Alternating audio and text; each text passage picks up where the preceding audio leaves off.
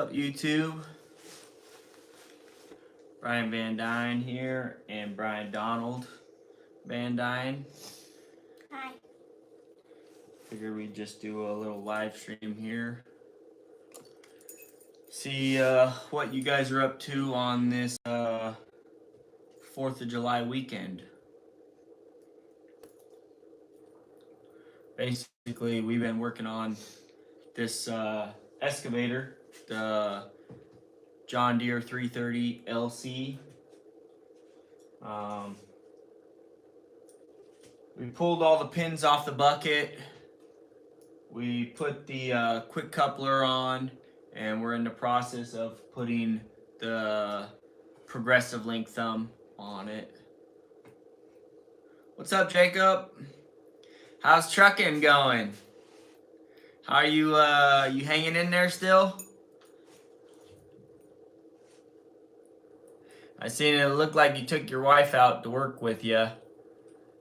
My wife's still never, after me being in business for 5 years, going on 6, she's still never ridden along with me. We don't have any babysitters, so going good. There you go. You got through it. Going good, going good. That's good, man. Good to hear.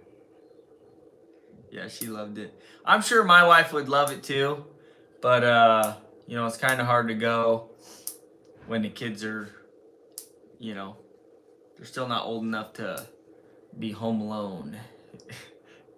Almost. But I took my son out with me. You need a crew cab dump truck. Yeah, I don't know about that. I took Brian out with me. How many times did I take you out? I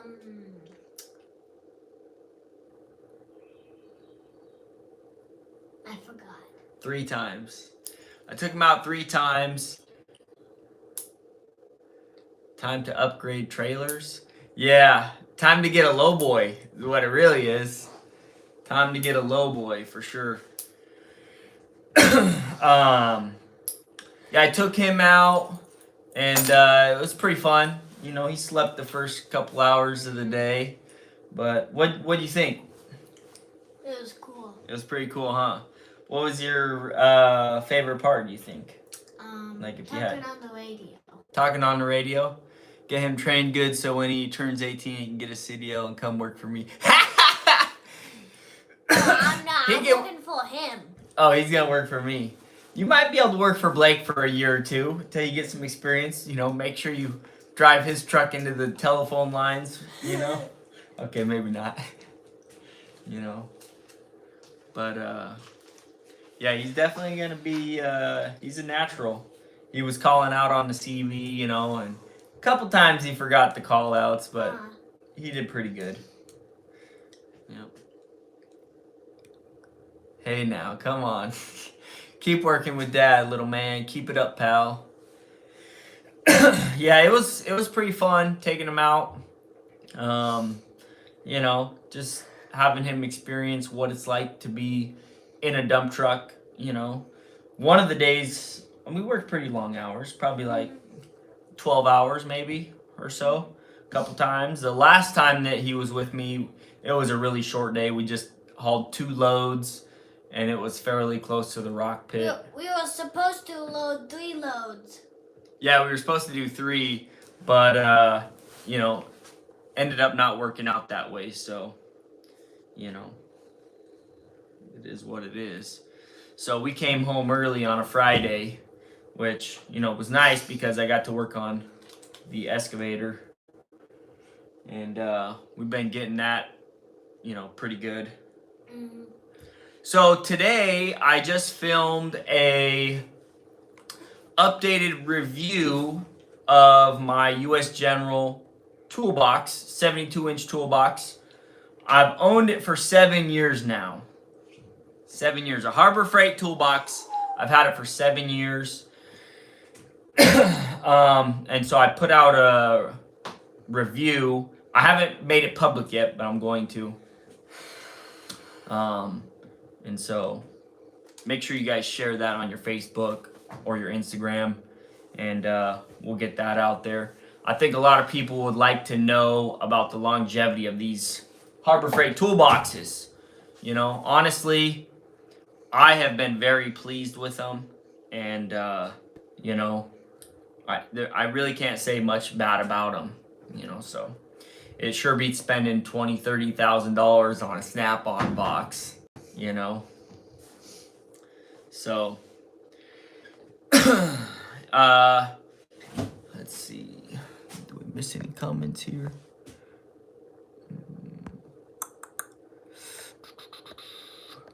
Just want to make sure we didn't miss any. Yep. So, anyways, you guys have any plans for the 4th of July? I think we're planning on. I think we're basically planning on. We don't have any plans for the 4th. Daddy. What's the plans for the holiday? Yeah. Yeah, so basically, Sunday, we're going over to Kinsey's parents. We're going to have dinner over there.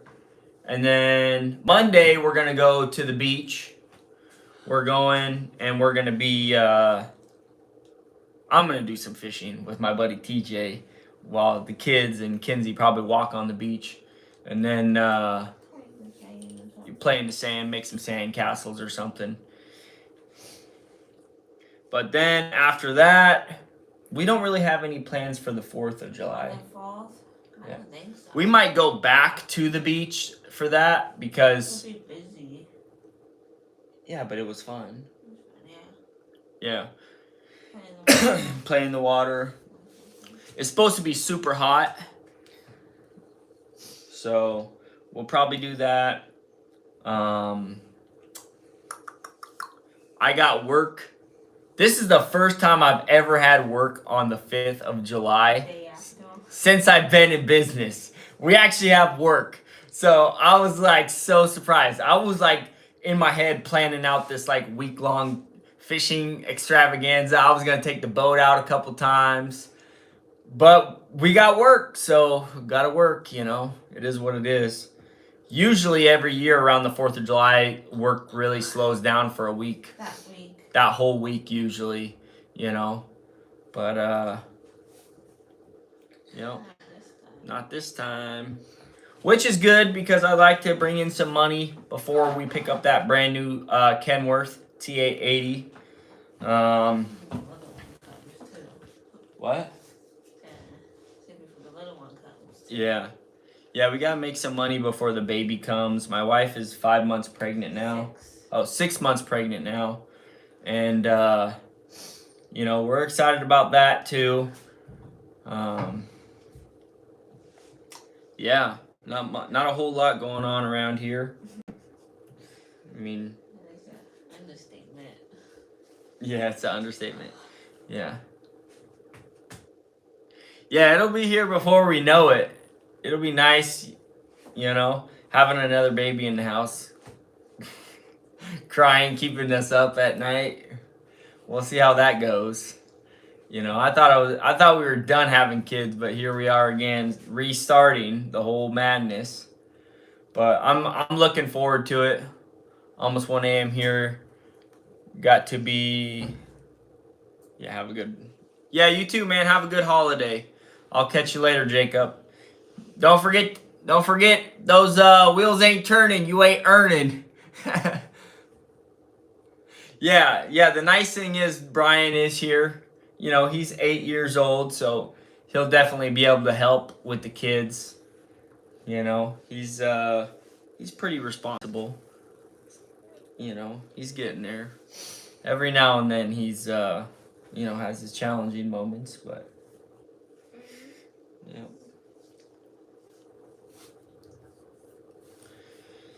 But yeah, guys, I really think you're gonna like that tool review of the toolboxes.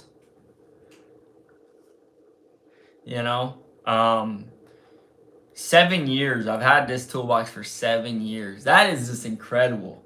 I will still never forget having like 3 filing cabinets. I used to have 3 filing cabinets or 4 filing cabinets, which is all my tools in the filing cabinets because I got them free. And I was like, yeah, they work. They're toolboxes, you know. And then I'll never forget when we moved from our downtown Puyallup house to Graham, and we put them on this trailer, right? And then by the time we got to Graham, the doors had slid out and like not got connected, and I could not get them to go back in, and I was just so disappointed. Let's just say I was very disappointed with that, and so I had wanted a toolbox forever. You know, did a lot of research. Everybody recommended those Snap-ons and Macs, and I'm like, dude, I'm not gonna pay that for a toolbox, you know. So I ended up buying the Harbor Freight options, and they've been holding up great, you know. Oh, one other cool thing I guess I could show you guys. Let me just show you around here. I installed this light up here, which is pretty nice because it lights up this whole area in here.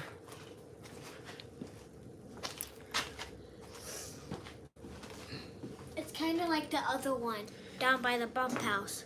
Yep. We got another photocell light on our pump house. It turns on when it's getting dark. You can see it's just lighting up that whole area over there. But anyways, let me just take you around and show you this quick coupler up close. It's got a couple dings and dangs because I've been moving it around with the machine, and we'll make sure we freshen up the paint. So the link right here, when I bought it, I gave him the wrong measurement for this pin.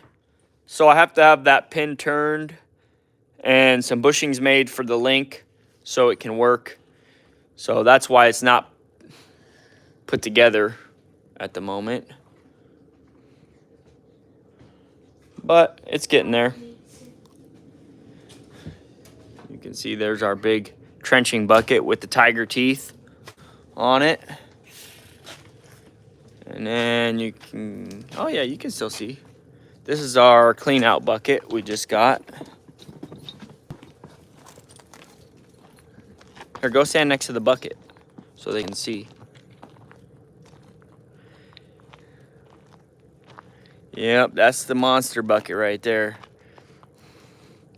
That thing can move some dirt.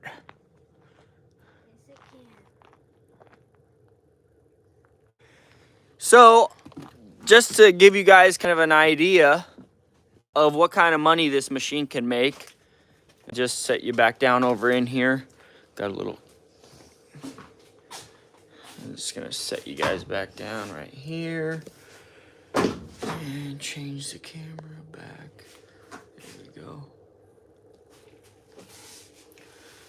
So, I talked to a couple of my buddies that run excavation businesses, and I was trying to learn what this machine is capable of for like earnings roughly. And I talked to 2 of them. If I'm gonna be just like loading trucks, they said typically there's 2 ways to charge. You can charge an hourly rate, or you can charge by the yard. Like if you're just, like if somebody's got a massive pile, let's say they got 300 tons of dirt they want to have moved. There's 2 ways they charge. They charge, you know, anywhere from $4 to $6 a yard. So if they have 100 yards, 100 times 5, that'd be 500. Wait, is that how that works? 100. Anyways, you get the picture. $5 a yard to move it, or they can charge roughly around $287 an hour. $290 up to $300 an hour for that size of a machine. And it depends whether or not you're doing cut to stockpile or cut to fill. You know, so it just depends exactly on what type of work you're doing.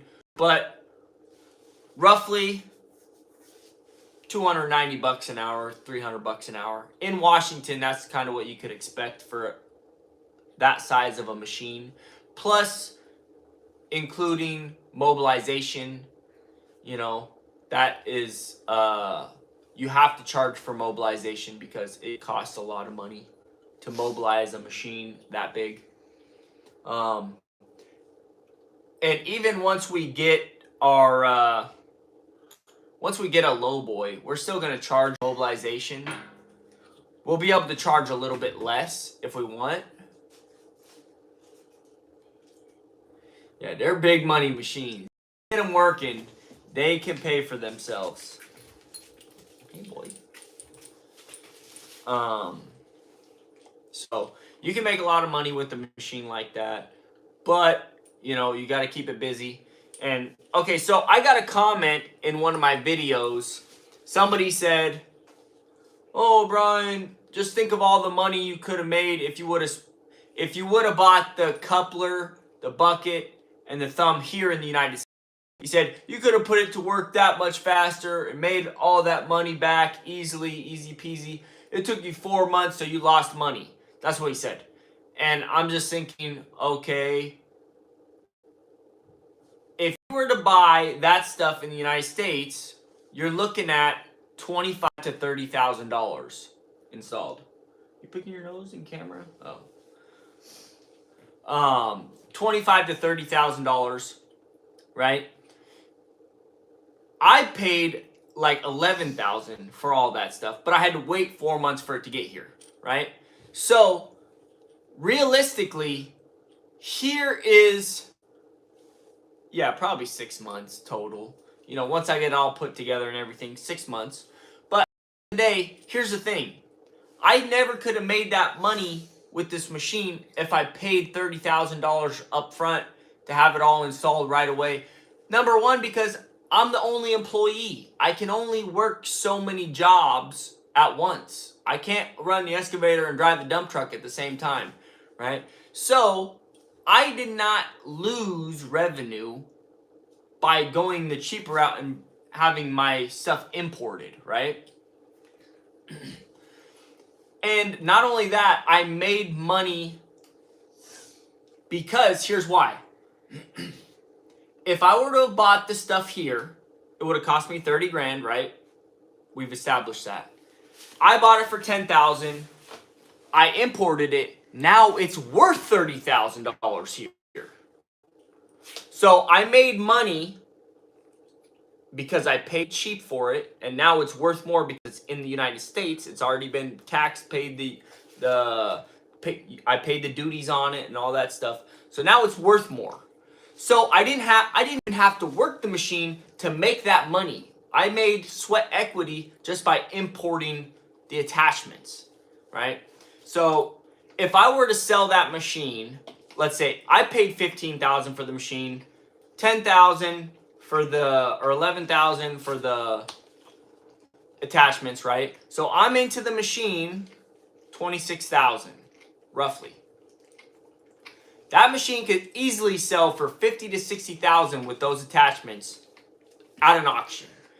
On private sale, I could probably get more. I could probably get $60,000 to $70,000. Just depends on if you have the right buyer, the right time of year, you know, if it's cleaned and, you know, shiny. Somebody's got a big job, they need it right away. Boom, boom, boom. Let's get it done, you know. I also talked to one of my buddies. I asked him about rentals and stuff. Like if I were to allow somebody to rent my machine from me, which I have never done that. I let one of my buddies borrow one of my machines. Big mistake. Never doing that again. So if I were to let somebody rent my machine first off, they would have to have insurance to cover a machine of that value, right? Second of all, the rental rates for a machine like that are probably close to about $3,000 a week. I think that's what it is. $3,000 a week. Or if they rented it for 2 weeks, then that would be $6,000. And if they rented it for a month, then they only pay for 3 weeks, right? So 3, 6, 9. So basically 10. So if they rented it for a month, it would cost them $10,000, right? And that's them paying for fuel, grease, operator. They're going to have to provide all those things, right? Fuel, grease, operator. They get it for a whole month for 10 grand. Or they can be billed by the week. It's $3,000 a week, you know, plus mobilization. They're going to have it mobilized, you know, with a reputable company, that type of stuff. But I don't know about renting my stuff out. I've never been big on renting my stuff just because people abuse rental stuff. And, you know, I really take care of my stuff the best I can. And, you know, I don't know. I just don't like people renting my stuff. But if somebody were to come along and say, hey, man, I need that machine for a month. Here's 10 G's. I would probably be like, okay, let me see what it's going to cost me to get it insured as if I'm renting this to somebody. And I need a COI, certificate of insurance. I need, you know, that type of stuff. And they would probably have to chip in for the insurance of the machine. Just because I don't trust anybody with my machines. That's my livelihood right there. So, you know, probably not just going to give that away like that. You know, unless it's a customer that I've trucked for years at a time. And I know who is going to be operating it personally. And I've seen them operate for hundreds of hours. You know, that would be the only circumstance, you know, probably at all. You know, so just something to keep into mind, you know.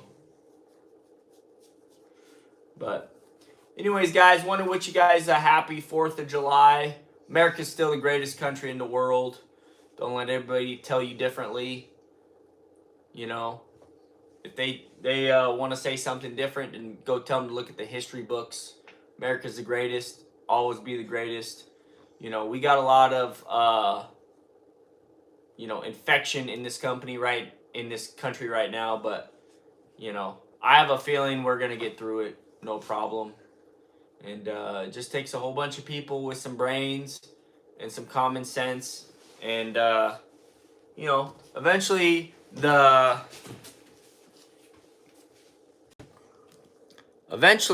majority is gonna speak up, you know, and the minority is gonna get, you know, silenced. You're gonna try and get the boat out? Hell yeah, dude. That'd be cool. That'd be cool. I was thinking of getting my boat out, but I don't know. I'm gonna just fish off the jetty. That's what I'm gonna do. Costs a lot less money, and it's basically as effective. Well, almost as effective for me. So, plus I get exercise in, so that's what I'm gonna do. But anyways, guys, it's getting late. Thank you for watching. Pound that like button, pound that subscribe button. Check out the toolbox updated review, and please share that on your social media of preference. A lot of people need to know the quality of these U.S. General toolboxes, and I am one of the few people that have owned one of these for so long. And you know, I pretty much bought it like maybe half a year after they came out. So I'm pretty sure I'm one of the people that have owned it the longest. So anyways, make sure you share that. hit the like button, do all that stuff, and we'll catch you guys on the next one. Happy 4th.